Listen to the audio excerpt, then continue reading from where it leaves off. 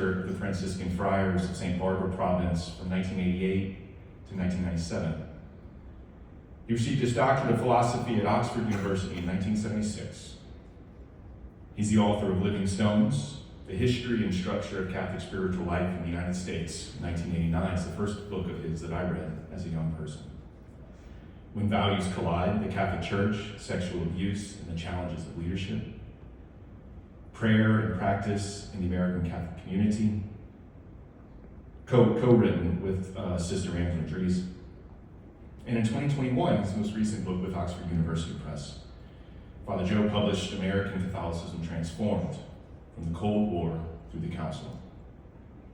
He's published dozens of articles in U.S. Catholic Historian, Catholic Historical Review, American Catholic Studies, and many other journals and books. One of my favorites, I'm going back to the old Chestnut Habits of Devotion. I love that article, the essay that you wrote in there. I went back to it last week. It was so great. He wrote about prayer, by the way. And has someone, so I did go back to your presidential address, sir. It was entitled, An Historian's Creed and the Emergence of Post-Conciliar Culture Wars. It was really fabulous. I strongly recommend it. And I would be remiss if I didn't recall the first time I gave a paper at the American Catholic Historical Association in Washington, D.C. in the aughts. And I remember being so excited, so nervous to have someone of his accomplishments and reputation reading this graduate level piece of you-know-what. And I still remember his very kind criticism of some of my kind of graduate level analysis. You know what these things sound like, it's terrible, in retrospect. But I do think about your criticism that day pretty often. And I think I've matured as a scholar because of it, and I'm certain that others in this room have done the same, either in person or through your work. There are many in this room, and many who are not here, who have learned from you. And on behalf of the American Catholic Historical Association, please join me in congratulating and, more appropriately, thanking Father Joseph Chinnici for your scholarship, your mentorship, and your leadership in the study of Catholic history.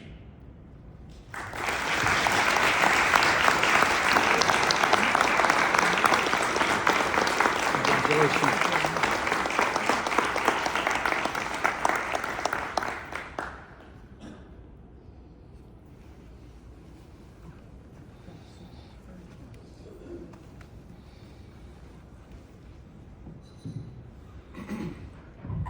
Well, this was a surprise to me. Didn't know what it was for. And I really appreciate the association, and thank you so much for anyone involved in making this kind of decision. It's a great honor for me. 3 remarks, somewhat short. I joined the association in 1976. I just come back from Oxford, and I went to the first cocktail hour. And there, since I was teaching at the Graduate Theological Union, I did not wear my clerics, nor my habit as a Franciscan friar. I decided I would, because of me being ecumenical, I would go as a layman. And I went into a room that was entirely ecclesiastical. Everyone had a collar, except one person. And Christopher Coffin saw me on the other side of the room and ran over to me and said, "Oh, I'm so glad to see someone like myself." And we formed a friendship there. And I'm indebted to Christopher Kaufman for establishing a career of sorts, and being able to contribute what I have been able to contribute. In 1989, I was chair of the nominations committee. And I talked to the most distinguished teacher I've had, John Tracy Ellis, and I said, "John, there's never been a woman who's been president of the association. Why is that?" And John told me, he says, "Look around, Joe, open your eyes." And so I set about trying to figure out how we were going to do this.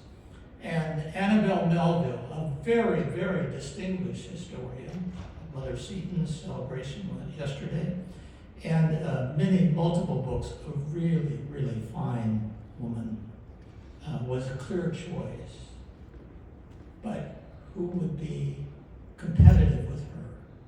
So I searched all around, and I became much indebted to Sister Allen Cowan, and I called up Sister, who was a historian of education, and I said, Sister, would you mind if I put you up as a companion to Annabelle Melville? And she said, well, I haven't done very much publications and things. So she was a very distinguished administrator, and she did write an excellent book on education. And then she paused for a moment. She says, oh, I know what's going on here. So there was no choice. And Annabelle became the first woman historian, and look at us now.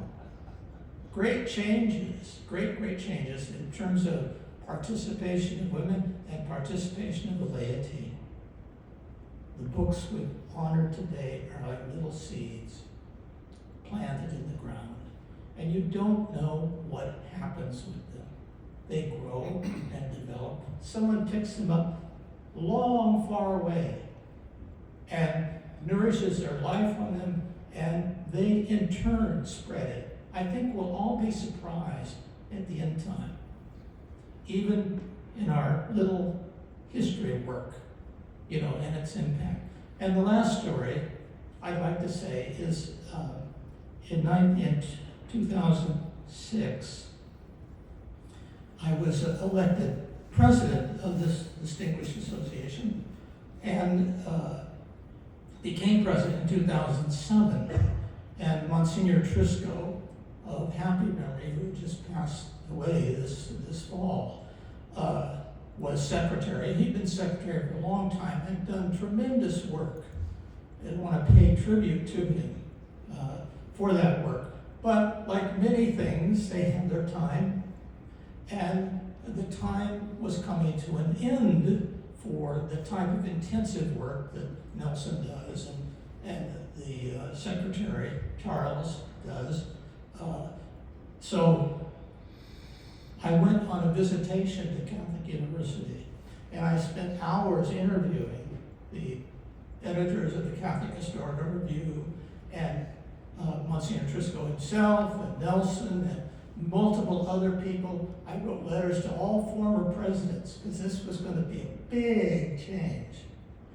And we decided to see if we could not establish some continuity by appointing someone else as secretary of the association, and also write a new constitution. And the person I'd like to pay tribute to is Bob Byerly, the great Jesuit historian of early modern era, was going to succeed me as president. And he took the work I had done on the Constitution, and he took the recommendations in the review. There was a long report on the whole thing, and took it, and with great calmness, which I often don't have, he carried it through the following year, and Bentley Anderson became the secretary. And he's been succeeded most successfully by Charles. And see how the association is growing. See how many people, how diverse it is. The topics are diverse. Christopher Kaufman, Annabelle Melville, the work of Bob Byerly, and all those former presidents came together at a certain time in history and enabled this association to succeed and be where it is today. So I feel, as the speaker before me feel, there's a whole slew of people. I wanted to say this so that you would understand the history, as I experienced, of our association. And I am most proud to belong to a group of people like yourselves. Thank you so much.